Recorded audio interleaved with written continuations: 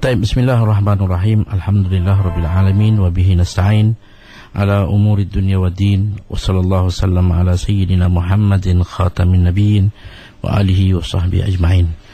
Alhamdulillah, alhamdulillah, saya mengajak para pendengar Radio IKIM untuk kita terus tingkatkan lagi kesyukuran kita pada Allah SWT sehingga ke saat ini dapat kita mengecapi berbagai-bagai nikmat, dan nikmat yang paling besar ialah nikmat iman dan Islam yang masih terus berada, dan kita mengharapkan keteguhan pegangan kita dalam perkara ini. Dan hari ini saya nak ingatkan balik apa yang saya berkata pada minggu lepas, iaitu tentang solat sunat qabliyah dan ba'diyah yang dipanggil rawatib. Cuma waktunya yang perlu diingatkan di sini, kerana kita kadang-kadang mungkin ada orang keliru tentang waktu bila masuknya qabliyah dan bila masuknya ba'diyah, dan bila berakhirnya qabliyah dan bila berakhirnya ba'diyah. Jadi untuk kita memahami masalah ini, qabliyah adalah satu sunat yang kita kata sebagai satu usaha merintis. Kita jadikan dia sebagai muqaddimah. Kalau dalam urus nikah kahwin, kita kata itu usaha untuk meminang sebelum kita pergi kepada akad nikah dan sebagainya. Jadi kita nak mendahului sebagai satu muqaddimah, kita solat qabliyah. Jadi qabliyah ni dia sebenarnya masuk dengan masuknya waktu. Sama ada azan sudah berkumandang ataupun belum. Kadang-kadang kita tunggu azan belum lagi, kita tak solat sunat. Tunggu azan lambat lagi. Mungkin pada ketika itu Bilal ataupun yang bertugas azan dia sakit perut ke, dia terlewat ke, kita pun lambat. Tak, sebenarnya masuk waktu. Alhamdulillah kita boleh tengok sekarang ni tentang masuknya waktu dalam banyak ruang-ruang yang ada dalam surat khabar akan terpapar dalam apa saja. Jadi masuk saja waktu sudah menjadi ruang untuk kita memulakan solat sunat qabliyah. Dan solat sunat qabliyah ini berakhir dengan habis waktu. Bermakna kadang-kala kalau kita sampai ke masjid, kita tak berkesempatan, jemaah sedang solat, kita tak buat pun qabliyah, maka tidak ada masalah. Lepas solat kita buat kita punya qabliyah. Kerana qabliyah ni perlu ada, boleh buat selepas. Macam contohnya subuh. Kita tahu sunat subuh nilainya seperti Nabi sebut lebih daripada dunia dan segala isi. Apalah makna dunia dan segala isi ini yang akan fana, tetapi ganjaran 2 rakaat akan kekal bersama dengan kita. Maka kita sampai masjid, dah jemaah sedang pun melakukan solat, kita tak berkesempatan. Kalau kita buat nanti ketinggalan. Kita terus ikut imam, habis saja salam, sempurna solat kita, kita boleh bangun buat sunat subuh. Kerana sunat subuh masuk dengan masuknya waktu subuh dan berakhir dengan berakhirnya waktu subuh. Dan ada pun solat sunat ba'diyah, iaitu yang selepas. Contohnya lepas maghrib, selepas isyak, selepas zuhur. Maka solat sunat ini bila pula masuk? Ba'diyah masuk dengan perbuatan solat fardu. Kalau kita belum solat fardu, belum masuk ba'diyah. Macam solat witir, begitu juga. Selagi kita tak solat isyak, kita tak boleh buat witir. Walaupun kita lewat, katakan dah pukul 12 belum isyak lagi, kita nak buat witir. Ada orang bulan Ramadan, dia sampai masjid, orang sedang solat witir, sedangkan dia isyak pun belum lagi. Dia buat witir dululah, kata. Nanti lepas tu dia nak buat isyak seorang-seorang. Tak boleh, kena isyak dahulu. Kerana witir ni selepas waktu isyak. Kalau dah sembahyang isyak, walaupun isyak tak masuk, dia buat jamak takdim, maghrib isyak, maka boleh buat witir. Begitu juga dengan ba'diyah. Tapi ba'diyah ni dia masuk dengan perbuatan solat isyak. Bila dah solat isyak ataupun solat fardu, masuk ba'diyah. Dan berakhir bila? Berakhir dengan akhirnya waktu. Jadi kadang-kala selepas solat isyak, kita di masjid kita, di surau kita ada program. Mungkin ada tahlil, mungkin ada jamuan. Kalau kita buat solat, mungkin orang tunggu kita, tempat ruang nak digunakan. Jadi kita ataupun nak tunggu kita supaya kita dapat menyertai sama dalam majlis. Jadi kita tangguhkan dulu solat sunat ba'diyah isyak. Bolehkah kita balik di rumah buat? Boleh. Sampai bila? Selagi sebelum berakhirnya waktu isyak. Jadi isyak ni berakhir bila? Dengan terbitnya fajar, makna dengan masuknya subuh. Jadi waktu tu banyak. Jadi kita perlu faham faham bahawa qabliyah masuk dengan masuk waktu, berakhir dengan berakhirnya waktu, dan dikira masih adaan kalaupun kita buat selepas solat fardu. Jadi ini adalah satu kefahaman yang perlu ada. Jadi kalau orang buat selepas asar, sunat asar tapi selepas asar, itu bukan haram. Ataupun sunat subuh selepas subuh, itu bukan haram. Kerana mungkin dia tak berkesempatan tadi sampai masjid, imam dah pun berada di depan, iqamat pun sudah dilaungkan, dia terus masuk solat. Lepas tu dia buat dia punya sunat asar selepas fardu asar, sunat subuh selepas fardu subuh, hukum dia boleh dan dikira adaan masih tunai kerana waktunya masih ada.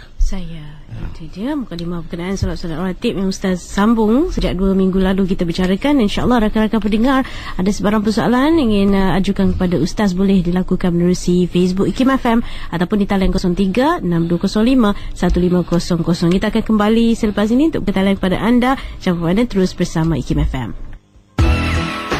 Saya ada beberapa panduan untuk anda. Bukan wanita sahaja, lelaki pun sama. Kalau anda hendak berbelanja, senaraikan barangan yang hendak dibeli. Jangan membeli belah semasa anda lapar. Bawa wang secukupnya sahaja. Pastikan harga barang yang anda beli itu berpatutan. Beli barang secara tunai adalah lebih baik. Periksa tarikh luput barang tersebut dan utamakan barangan buatan Malaysia. Pesanan ini dibawakan kepada anda oleh IKIM FM, pilihan utama anda.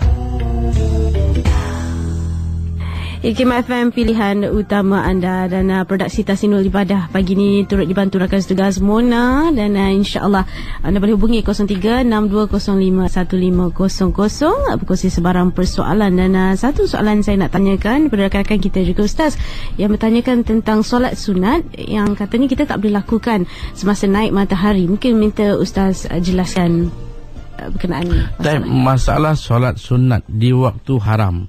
Kita ada 5 waktu haram. Pertama ialah berkaitan dengan solat, iaitu selepas solat asar dan selepas solat subuh. Walaupun asar ni waktu dia panjang. Kalau kita katakanlah asar masuk pukul 4.45, kita ambil masa 10 minit, 4.50, pukul 5 dah selesai.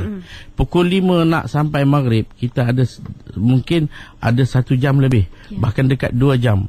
Kalau pukul 5 sampai pukul 7 dah 2 jam. Campur maghrib 7.30, 2 jam setengah. 2 jam setengah ni masih waktu asar. Jadi maka apakah solat yang tak boleh di sini? Waktu masih ada.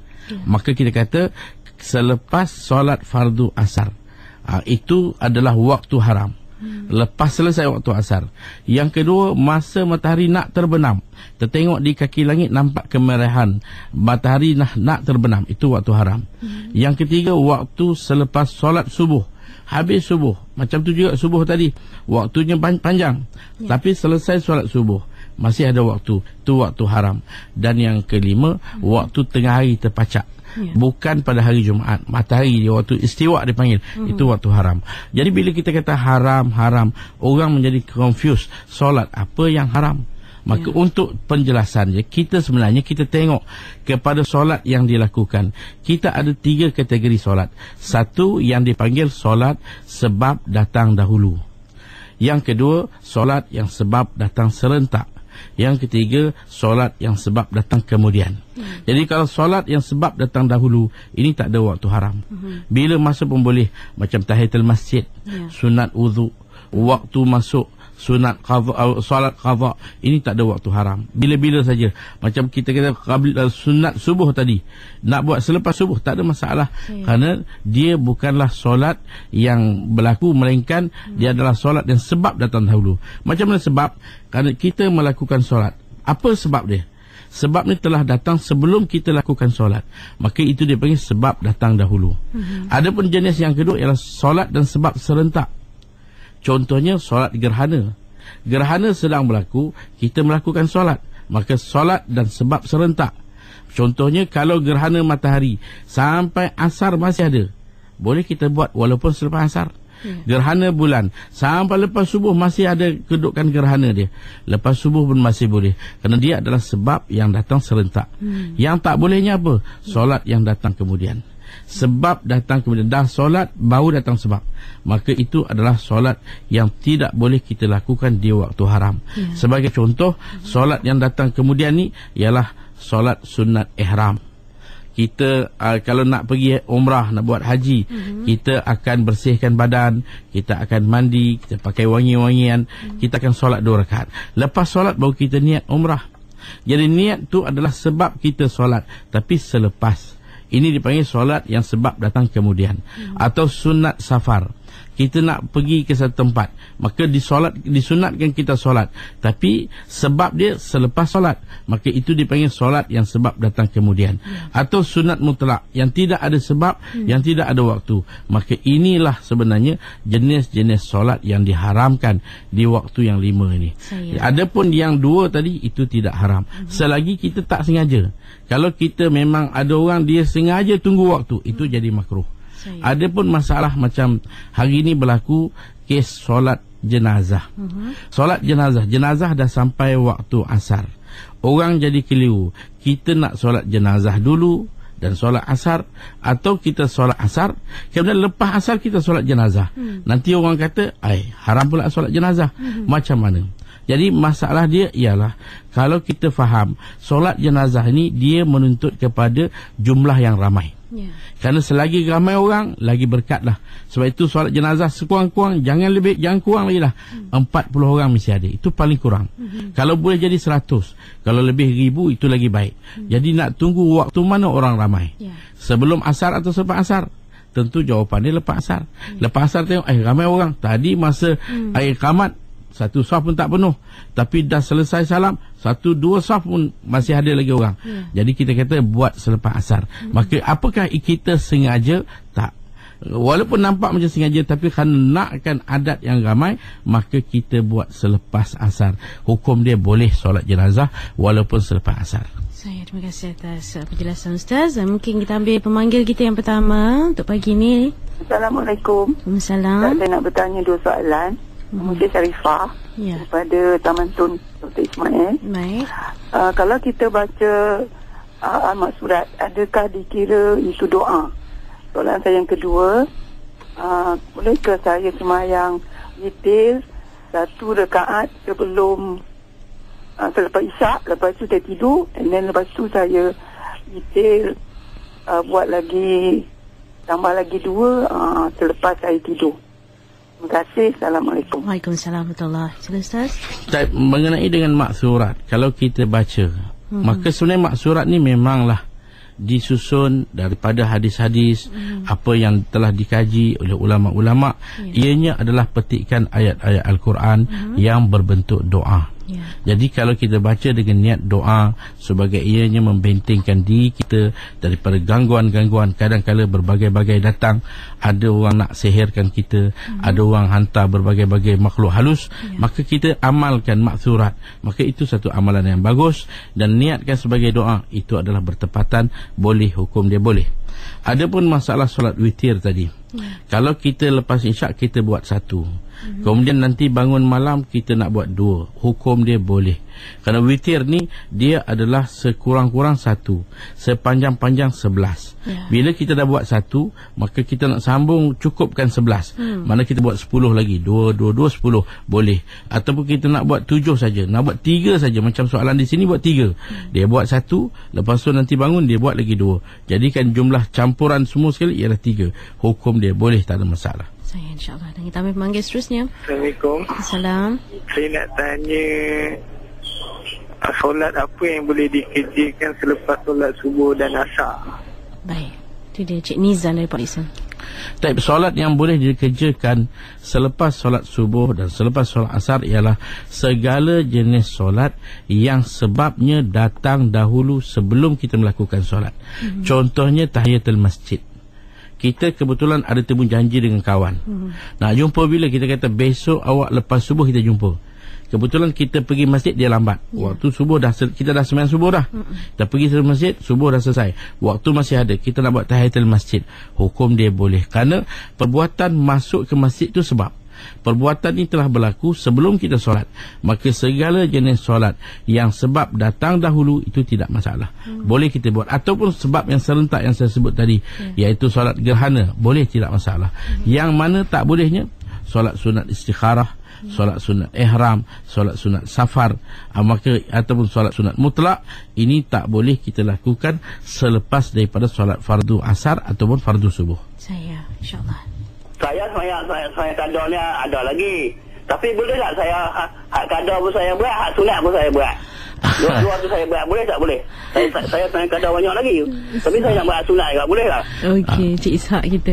Tapi sebenarnya kalau kita ada qada, maka keutamaan dia kepada qada itu lebih besar. Kerana sunat ni sunat.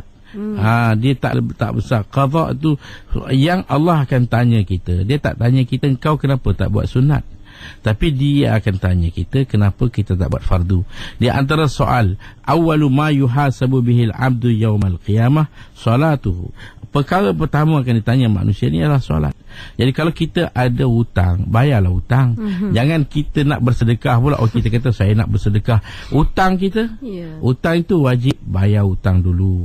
Bila dah selesai hutang, bersedekahlah. Saya ada jawapan ya Ustaz. Dan seterusnya dari Zulkifli. Nak tanya sebab tentang solat berjemaah ni. Kalau kita solat bersendirian, lepas tu ada orang tepuk bahu kita lah, kita akan jadi imam. Macam mana kita nak niat masa bila? Lepas tu kalau katakan kita solat solat sama juga dengan solat fardu ataupun solat sunat. Terima kasih. Assalamualaikum. Type kalau orang tepuk kita, kita sedang solat fardu ataupun solat sunat, maknanya satu kepercayaan orang pada kita lah. Kerana kita nak ikut imam ni, kita kena tengok juga siapa dia. Jadi kalau kita tengok orang ini, kita rasa dia boleh mengimami solat kita, kita tepuk dia, maknanya satu kepercayaan. Alhamdulillah, kita orang nak ikut kita, satu nikmat. Jadi kita ni macam mana? Kita tak ada masalah. Imam ni, dia niat sebagai imam pun boleh, dia teruskan tak niat imam pun boleh. Kerana benda tu hanya sebagai sesuatu yang sunat.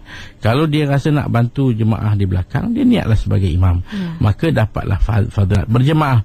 Kalau dia tak niat, dia buat tak je, dia terus solat macam biasa, solat dia sah. Yang pentingnya makmum ini, makmum ni dia yang kena niatkan diri dia sebagai makmum. Kalau dia tepuk ikut orang tapi tak niat sebagai makmum, tak boleh. Jadi kita tepuk tu tujuannya nak bagi tahu. Jadi dia tahu atau tidak, kadang-kadang tak tepuk pun dia tahu. Kita pergi duduk sebelah kanan dia, mesti dia tahu masjid sebesar ni kenapa datang sebelah kanan saya. Tentu dia nak menjadi makmum kepada kita, maka kita bantu dia dengan nyaringkan bacaan. Kalau solat malam, bacaan nyaring, ataupun takbir intiqalat, kita nyaringkan bacaan. Beri salam, kuatkan suara kita. Maka ini adalah satu, kita niatkan sebagai imam menjadi satu kelebihan, satu fadilat yang besar. Kalau tidak, tak ada masalah. Ada pun makmum wajib niat sebagai makmum. Itu dia punya kedudukan dia. InsyaAllah. Dan kita raikan juga soalan daripada Facebook. Cik Shazlin bertanyakan, Ustaz, bagaimana jika hari Jumaat selepas azan Zuhur, adakah kita solat ba'diyah Zuhur atau sunat ba'diyah Jumaat? Jadi kalaulah hari Jumaat, macam mana nak solat Zuhur? Jadi azan di masjid tentulah azan Jumaat. Dia hari Jumaat tak ada orang yang akan solat Zuhur, melainkan kalau di tempat itu penduduknya tak cukup 40.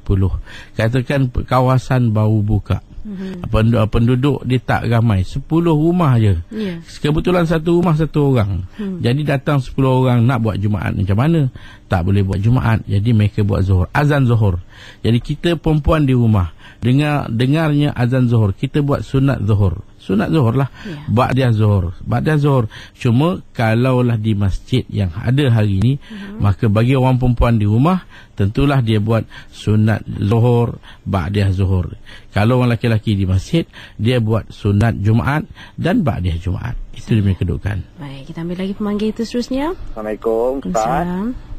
Saya nak tanya, ada orang kata kita nak semayang sunat ni kalau kita tak selesaikan solat wajib yang banyak kita tinggal, maknanya kita kena selesaikan solat yang banyak tinggal baru kita solat sunat kita baru diterima. Dia beri keterangan dengan masalah ini. Tapi ini memang satu masalah yang kerap kali ditanya dalam masalah tahsinul ibadah. Perkara jelas dan mudah. Kita tahu bahawa tanggungjawab solat adalah satu tanggungjawab yang Allah pikulkan ke atas setiap yang beriman, yang baligh lagi berakal. Dan kalau kita lihat, inilah yang kita boleh nampak kita punya peranan sebagai seorang Muslim. Kalau nak tunggu haji, sekali seumur hidup. Kalau zakat, kalau berkeupayaan. Kalau puasa, hanya Ramadan. Jadi solatlah 5 kali kita solat. Ini menampakkan kita sebagai mukmin, sebagai hamba Allah SWT. Jadi tanggungjawab ni kena buat. Kata-kata ada ketika terbabas, kita tak sedar, terleka dengan dunia kita, dengan pengajian. Dia pergi belajar di luar negara, jadi terpengaruh dengan suasana, dengan pengajian yang tak mengizinkan dia. Jadi dia tak berusaha, sekarang dah sedar. Kadang-kadang dah pencen baru sedar. Jadi macam mana kita kata kena qada. Itu dia punya masalah dia. Selesaikan kita punya utang dulu.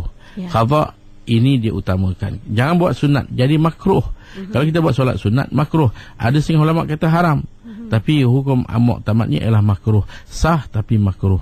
Maka lebih baiklah kita selesaikan apa yang telah dipertanggungjawabkan oleh Allah ke atas kita. Saya insyaAllah. Dan satu soalan pada Facebook masih berkaitan solat qada solat Ustaz Muhammad Syahril. Persoalan nak ditujukan, selama 2 minggu ayahnya terlantar di hospital dan selepas itu meninggal dunia. Beliau bertanya, bolehkah beliau mengqadakan solat untuk arwah ayahnya selama 2 minggu tersebut, atau perlu bayar fidyah ke bagaimana?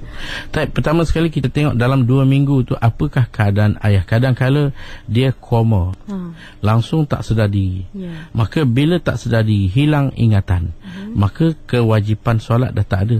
Dan kalau begitulah keadaan dia berterusan sampai dia meninggal, maka dia tidak meninggalkan hutang. Bila tak meninggalkan hutang, kita tak kena bayar apa-apa. Kalau ditakdirkan dia koma 2 minggu, tiba-tiba di saat sebelum meninggal dia sedar, kita ingat dah sihat, rupanya sedar sekejap aja, 1-2 hari, kemudian dia pun meninggal, maka di situ dia meninggalkan hutang. Maka hutang solat ni sebenarnya tak boleh dibayar dengan apa-apa duit pun. Cuma ada ulama' dia tidak memfatwakan, tapi dia buat amal dia. Sebagai contoh Imam Subki, dia membayar fidyah untuk waris dia meninggalkan solat dengan 1 cupak untuk 1 solat. Kalau kita nak buat amal tu, kita kesian sangat, sayang sangat kita pada bapa kita. Kita nak kira 1 cupak untuk 1 solat, boleh, tak ada masalah. Kalau tak jadi pun sebagai bayaran, dia 1 sedekah. Bukanlah satu yang kita kata haram. Tak. Kalau tak jadi, itu sebagai 1 sedekah. Tapi kita nak kata tuntutan dia tak ada. Bapa itu sendiri sepatutnya bila dia dah sihat daripada koma dia. Kerana orang yang koma ni sebenarnya dia 2 kedudukan. 1 gila, 1 koma. Orang gila ni hilang habis semua tuntutan. Tak ada wajib puasa, tak ada wajib solat. Orang koma pula sebaliknya. Dia wajib qada puasa, tak wajib qada solat. Jadi kalau dia koma katakan seminggu, sedar, solat seminggu ni tak kena apa. Cuma dalam hari yang sedar tu dia kena solat. Yang koma seminggu ni tak ada apa. Kalaulah koma seminggu dalam Ramadan, tu dia kena qada puasa dia. Tapi kalau koma seminggu dengan solat dia, maka itu dia tak kena qada. Baik, insyaAllah. Dan kita ambil lagi talian kita waktu ini. Assalamualaikum warahmatullahi wabarakatuh. Saya Mazlifah dari Kepung, Taman Ihsan Kepung. Saya nak tanya tentang lupa, Ustaz. Lupa satu perkara yang tak tahu nak cakap lah. Tapi lupa bacaan macam dalam sujud, kunut kita lupa, kita kena buat sujud sawi. Tapi kadang-kadang bila sudah sujud sawi pun lupa. Jadi macam mana kita nak buat pula? Saya minta Ustaz tolong jelaskan. Lagi satu, bacaan antara sujud sawi itu, antara 2 sujud tu, bacaan dia yang antara tu, apa bacaan dia? Sebab saya minta tolong Ustaz jelaskan dengan sebetul-betul, dengan ni lah, boleh, mudah-mudahan semua yang tak faham pun dapat faham. Saya selalu lupa itu, Ustaz. Lagi satu, bacaan selepas macam kita sembahyang 4 rakaat, bila 2 rakaat kita baca surah, lagi yang ketiga tu kita baca Fatihah saja. Tapi bila habis saja Fatihah, selalu saya Bismillahirrahmanirrahim, macam lupa lagi. Jadi saya minta Ustaz tolong jelaskan bacaan saya bismillah tu adakah satu macam kita tambahkan dalam kita punya sembahyang tu bacaan tu. Assalamualaikum warahmatullahi wabarakatuh. Salam, saya kira masalah lupa. Jadi kita kata memang lupa solat satu masalah. Dalam kesibukan kerja, tiba-tiba sedar tengok jam dah 6.30. Zuhur pun tak solat lagi. Ada hari macam tu. Jadi itu terlupa. Lupa ni bukanlah satu daripada kita kata kesalahan kita. Bukan satu dosa, bahkan satu Allah maafkan. Rufi'a an ummati, kata Nabi dalam hadis, rufi'a an ummati al-khata'u wan nisyan wa mastukrihu alaih. Diangkat dosa, mana tak berdosa daripada umat aku apabila melakukan sesuatu yang pertama ialah tersilap langgar ke, tersilap makan ke, maka itu dimaafkan. Yang kedua, dia terlupa. Jadi solat ni, kalau kita tengok ada 4 keungzuran yang mana satu orang tak berdosa kalau dia meninggalkan solat, tapi kena qada. Yang pertama ialah kalau dia lupa. Kalau lupa, mana benda nak buat macam mana, ingatan kita tak sedar, tak ingat, cuma kena qada. Yang kedua, kalau kita tidur, maka kalau kita tidur sedar-sedar waktu dah habis, apa kita nak buat? Yang ketiga, kalau kita jamak, makna waktu zuhur dah masuk, kita tak solat sampai asar baru kita buat jamak takhir. Zuhur tadi macam mana? Itu dimaafkan. Dan yang keempat, kalau kita dipaksa, ada orang musuh dia angkat senjata letak dekat tengkuk kita, kapak, dia nak kapak engkau solat, aku kapak kepada engkau, aku tembak engkau, kita terpaksalah tak solat sampai habis waktu, maka itu kita tak berdosa. Jadi itu masalah lupa. Tapi soalan tadi tentang lupa dalam solat, sampai dalam kunut tak buat, sujud sahwi pun tak buat, macam mana? Kita kata tidak ada masalah. Jangan dia lupa perkara yang wajib saja. Kalau rukun-rukun solat yang dia lupa, contohnya dah rokok baru ingat Fatihah tak baca, itu kena patah balik. Dah sujud baru ingat Allah lupa rokok, dia kena patah balik. Jadi kalau yang rukun lupa, dia kena undur balik. Kalau dah sampai pada tempat dia, bila dah teringat, contohnya dia lupa Fatihah, dah sampai rakaat kedua baru teringat Allah rakaat pertama tadi tak baca Fatihah, maka di sini rakaat kedua tu dia kena jadikan, anggap ini rakaat pertama. Yang pertama tak ada Fatihah, itu lara, tambahkan rakaat bagi cukupkan solat dia. Kemudian masalah itu lupa, kita kata kalau benda wajib kena undur balik. Kalau benda sunat tidak ada masalah. Tampung sujud sahwi, terlupa juga sujud sahwi, pun solat kita sah. Bagi salam kanan kiri, kalau kita sengaja bagi salam maka habis. Kalau kita terlupa bagi Assalamualaikum, teringat sujud sahwi tak sujud, sujud lagi boleh. Salam tadi dia anggap lara, sujud sahwi, kemudian kita bagi salam.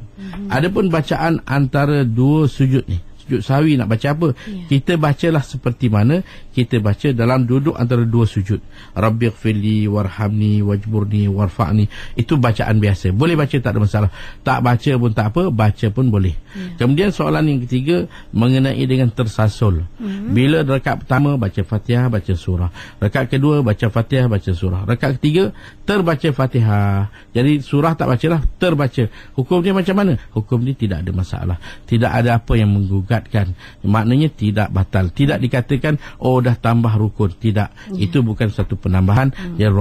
Solat kita tidak batal, tidak terjejas, dan solat kita terus macam biasa. Saya terima kasih. Dan persoalan pada Facebook berkenaan solat sunat. Assalamualaikum Ustaz, Ana Maria bertanya, bolehkah solat sunat awabin dilakukan selepas isyak atau waktu lain, kerana solat tersebut dikatakan sepatutnya berlaku selepas waktu maghrib ke isyak. Sunat awabin Ustaz. Sunat awabin ni ialah sunat orang yang mengeluh besar mengenai dengan salah silap dosa. Solat kita minta ampun. Solat sunat awabin memang satu sunat yang dituntut. Jadi masa dia adalah antara maghrib dengan isyak. Kalau kita buat selepas isyak, hukum dia boleh, tidak ada masalah. Boleh dibuat walaupun selepas isyak. Kita buat 2 rakaat selepas isyak. Hukum dia boleh, tidak ada masalah. InsyaAllah kita akan berhenti rehat seketika, beri laluan untuk Ustaz mengambil nafas ketika, dan kita akan ambil lagi pemanggil selepas ini. Terus bersama kami. Berapakah wang yang ada dalam koci anda pada hari ini? Berapakah baki wang anda di bank? Berapakah jumlah hutang anda keseluruhannya? Jika anda rasa tertekan bila memikirkan soalan-soalan ini, itu menandakan anda memerlukan kemahiran pengurusan kewangan. Malangnya, kita tidak dididik secara formal bagaimana menguruskan kewangan kita. Untuk itu, mari beramai-ramai sertai bengkel pengurusan kewangan Anjuran Pusat Perundingan dan Latihan IKIM PPLI pada hari Sabtu 2 Mac 2013 di Dewan Besar IKIM. 3 modul yang akan dibentang: suasana ekonomi semasa dan konsep kita, urus wang hidup tenang, urus hutang hidup tenteram. Untuk pertanyaan dan pendaftaran, hubungi talian 03-6204-6323 atau 324 atau layari laman web www.ikim.gov.my dan Facebook Institut Kefahaman Islam Malaysia. Ya, hanya di IKIM FM, pilihan utama anda. Kembali bersama untuk Tahsinul Ibadah pagi ini bersama saya Malina Ismail dan juga Al-Fadhil Ustaz Fazli Al-Yamani, bincang tentang solat sunat. Dan insyaAllah kita nak ambil pemanggil seterusnya, Ustaz. Assalamualaikum, saya nak tanya solat sunat tahiyatul masjid boleh tak kita lakukan selepas kita berada dalam masjid? Macam kita dah buat solat fardu ke, kita dah lama dalam masjid baru kita buat solat tahiyatul masjid. Baik, terima kasih. Solat sunat tahiyatul masjid ni ialah solat sunat yang kita lakukan bila kita masuk ke masjid. Jadi bila masuk, tak kira kita masuk tu dah ulang kali, kejap masuk, kemudian ada orang panggil, kita keluar pula atas hajat suatu, pergi kedai hajat beli barang, masuk balik. Jadi dia adalah suatu sunat bila masuk masjid kita buat, tapi dengan satu syarat, iaitu tidak kita boleh buat benda lain. Masuk masjid terus solat, jangan kita masuk masjid buat benda lain, solat sunat lain ke dulu, ataupun kita duduk dulu. Melainkan kalau kita masuk, kita berhenti berdiri dengan dengar azan yang sedang berkumandang, buat tahiyatul masjid tu boleh. Tapi kalau kita masuk dengan buat benda lain, kita masuk duduk dah 10 minit baru kita bangun buat, kita masuk bersembang dulu, kadang-kadang dengan handphone dekat telinga bercakap 10 minit berlalu, maka itu dah tak boleh. Kerana dia solat ni bila kita masuk ke masjid saja, dengan tempoh masa yang terdekat, terus kita buat solat tahiyatul masjid. Dan tahiyatul masjid ni kadang-kadang dia boleh menumpang masuk, dia boleh masuk dalam solat lain. Contohnya dia masuk dalam solat fardu, walaupun kita tak niat, kita masuk jemaah sedang solat fardu, kita masuk solat fardu dapat, tahiyatul masjid dapat. Dan ataupun solat sunat kita masuk waktu sempit, kalau kita buat dua-dua tak sempat, buat solat sunat saja, maka solat tahiyatul masjid masuk.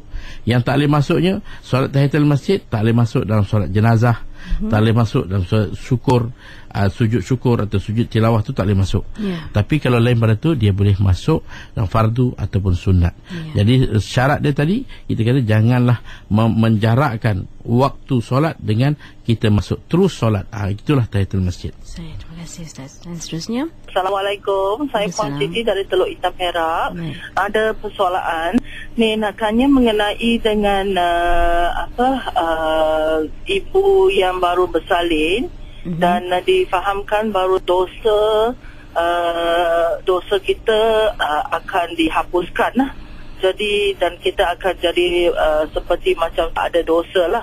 So saya nak tanya, kalau macam dosa besar tu termasuk ke dalam dosa-dosa yang dihapuskan oleh Allah Subhanahu Wa Taala?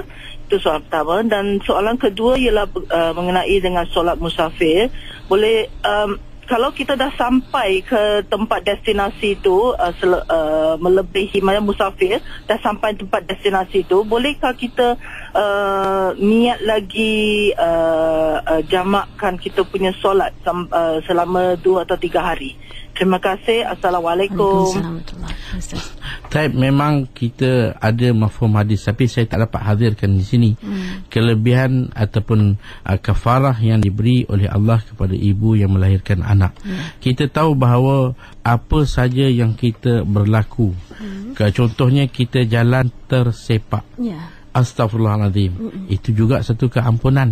Jadi kalau melahirkan anak ni, lebih lagi lah, bukan tersepak lagi lah, itu satu pertaruhan. Jadi kalau nak diberikan keampunan, memang Allah tu amat pengasih. Bila ada saja keluhan, maka Allah akan cepat memberikan keampunan. Jadi maksud keampunan dosa dalam banyak benda. Kita tunggu solat pun dapat keampunan. Kita pergi masjid pun dapat keampunan. Kita ambil wuduk, basuh muka, dosa kita gugur pun keampunan. Tapi semua ini bermaksud dosa-dosa kecil. Dosa-dosa besar dia tidak akan selesai melainkan dengan taubat dan istighfar. Kita kena taubat, janji dan istighfar, dan barulah, dan dengan penuh keyakinan insya-Allah kita punya dosa-dosa kita akan dihapuskan. Dan kita letakkan keyakinan, jangan kita taubat dengan keadaan tidak ada tawajuh. Dengan penuh perhatian, insya-Allah dosa kita dihapuskan. Adapun masalah kita dalam musafir, kalau kita ada satu destinasi yang kita niatkan untuk pergi ke satu tempat, dan kita tahu kita akan pergi untuk menetap dalam satu tempoh. Berapa tempoh tu? Kalau kurang daripada 3 hari, 3 hari, 2 hari, sehari, sepanjang tempoh tu kita boleh qasar, boleh jamak. Tapi kalau kita dah niat untuk duduk 4 hari dan lebih, 5 hari seminggu kita nak duduk di sana, maka bila kita sampai saja, kita dah dianggap sebagai muqim dan kita tidak boleh lagi melakukan qasar ataupun jamak. Kita kena buat seperti biasa, tamam solat kita. Saya insya-Allah dan manggil seterusnya Ustaz. Lepas kita salam, sama ada kita boleh niat-niat buat sembahyang atau tidak. Lagi satu, lepas apa tadi? Buang angin ni ada tak termasuk dalam macam kita buang air kecil yang tak tu. Nah, apa ni? Istihadah tu. Kita ulang dengar soalan ni Ustaz ya. Lepas kita salam, sama ada kita boleh niat-niat buat sembahyang atau tidak. Nak apa? Lagi satu, macam buang angin ni ada tak termasuk dalam macam kita buang air kecil yang tak tu. Nah, apa ni? Istihadah tu. Soalan pertama tadi saya kurang jelas, tapi kalau katakan selepas solat kita nak niat, maka apa yang kita, kalau kita dah buat solat baru kita nak niat, nak jadikan, anggapkan solat ni solat sunat itu, solat sunat ini, maka sebenarnya kita perlu faham niat ni di awal. Banyak orang kita bila dah selesai baru dia nak niat. Dia macam contohnya lah yang banyak berlaku, bila dia tercicir duit, cari-cari tak jumpa, puas cari tak jumpa, maka akhirnya dia kata niat sedekah je lah. Kalau siapa jumpa niat sedekah, jadi dia tak bersedekah daripada awal. Jadi tak akan jadi seperti sedekah yang pertama.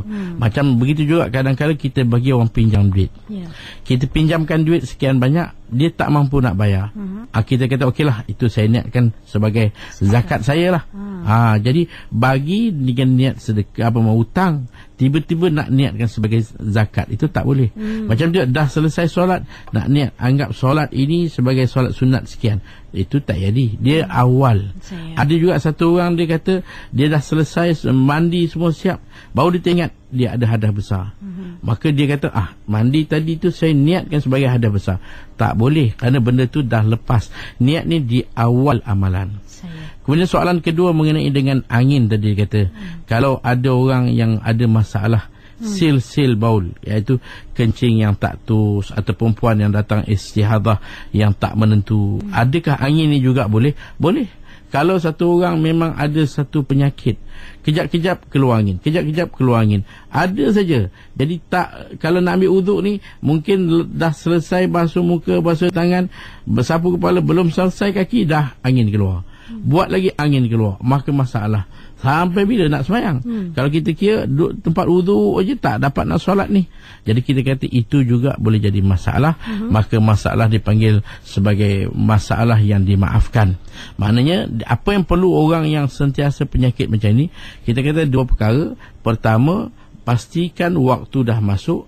Yang kedua, wuduk diambil secara berturutan, terus sekaligus. Maka biarpun angin keluar, walaupun dia tu imam dan jemaah tahu imam ni imam angin, maka solat dia sah, tidak ada masalah. Baik, ini pemanggil dari Singapura. Assalamualaikum Ustaz. Waalaikumsalam warahmatullahi. Saya nak tanya pasal waktu sembahyang asar, sunat sembahyang asar tu dibuat 4 rakaat, dua rakaat salam ke ataupun 4 rakaat sekali. Dan lagi satu, lepas asar tu boleh kita tak sembahyang qada padu asar. Jawapan yang pertama, sunat asar 4 rakaat. Seafdalnya kita buat 2-2. buat 2 rakaat kemudian buat lagi 2, itu afdal daripada kita buat 4 satu salam. Tapi dua-dua boleh. Segi afdaliyah, kelebihan mana kalau orang tanya, buat dua-dua itu lebih afdal. Adapun salat qadha kita nak buat lepas asar, kita memang kesuntukan masa. Siang tadi kerja penat apa semua, asal ada waktu dia, kita solat asar kemudian kita nak qadha, hukum dia boleh, solat kita sah dan tidak haram. Saya baik. Dan ini soalan daripada Facebook, soalan terakhir dari Facebook. Haji Baharudin bertanya, kadang-kadang makmum keliru Ustaz, ada setengah masjid mungkin yang mana makmum membuat solat sunat qalbiyah, habis azan terus qamat, tidak berikan peluang pada makmum yang hadir untuk solat sunat. Ini berkaitan imam lah yang terus saja solat. Bagaimana Ustaz makmum tu? Jadi masalah dia, ini pun satu hal yang kita tengok perlu. Sebenarnya kita ni tujuan kita solat di masjid ialah untuk berjemaah. Dan keadaan jemaah ni kita tahu, ada orang terkejar-kejar baru dia nak sampai. Dengar azan, nak masuk parking, nak pergi ambil wuduk, habis saja azan orang dah solat. Kadang-kadang ada orang rasa kecewa. Tunggulah sekejap, masa masih ada. Kalau ikut dalam hadis, baginda suruh kita dahulukan makan untuk berbuka puasa daripada solat. Makan dulu, walaupun waktu maghrib tu sempit, makan dulu supaya bila kita dah habis makan, kita solat. Tumpuan tu lebih daripada berbanding kalau kita tak makan atau makan sedikit. Jadi makan tu, itu hal makan. Kalau hal solat ni kita jangan terus, kerana ada hadis mengatakan ma bainal azanaini solatun, antara 2 azan dan iqamat ada solat. Jangan kita terkejar-kejar, waktu ada. Kita bukan jenis maghrib kita akan baca panjang, tak. Kita baca surah ringkas saja. Surah Wadduha turun ke bawah. Jadi tak panjang. Kenapa kita nak kejar? Bagi ruang pada kawan-kawan kita. Kita ambil masa 10 minit, itu pun masih panjang. 10 minit orang ambil wuduk, orang yang kat tandas selesai ambil wuduk, dapat sama-sama. Bila dapat sama-sama dengan suasana jemaah yang lebih besar, tentulah lebih meriah dan hubungan lebih baik daripada kita solat 3-4 orang je dapat takbir bersama imam, bagi salam semua pakai jadi masbuk. Habis satu masjid masbuk. Kenapa begini? Jadi bila masbuk ni macam sesuatu yang tidak ada, tak kena dia punya hubungan dia. Kita nak semua orang berjemaah sama. Jadi pihak masjid kena raih. Kamu bukan nak, ini bukan orang kata nak kejar, bukan nak kita orang kata lari nak terkejar-kejar, tak. Imam itu tugas dia. Bilal itu tugas dia. Dia tak kena pergi bawa bas ke, nak pergi bawa teksi ke, tak ada. Itu tugas imam, tugas Bilal. Jadi tunggu sekejap. Bagi ruang jemaah itu lebih baik. InsyaAllah. Mungkin sebagai penutup di akhir waktu kita bersama Ustaz, silakan. Jadi saya mengajak terus kepada pendengar Radio IKIM untuk kita tingkatkan. Inilah tahsinul ibadah yang kita nak, supaya selain daripada peranan kita buat fardu, buat sunat-sunat, dan pastikan bertepatan dengan waktu yang dikendaki. Kerana sunat ni ada sunat yang ada waktu, ada sunat yang ada sebab. Jadi kita laksanakan dengan terbaik. Mudah-mudahan Allah terima segala ibadat kita menjadi sebagai sesuatu yang akan menampung segala kekurangan dalam solat-solat fardu yang lain. Sampai sini saja, wallahu a'lam bishawab.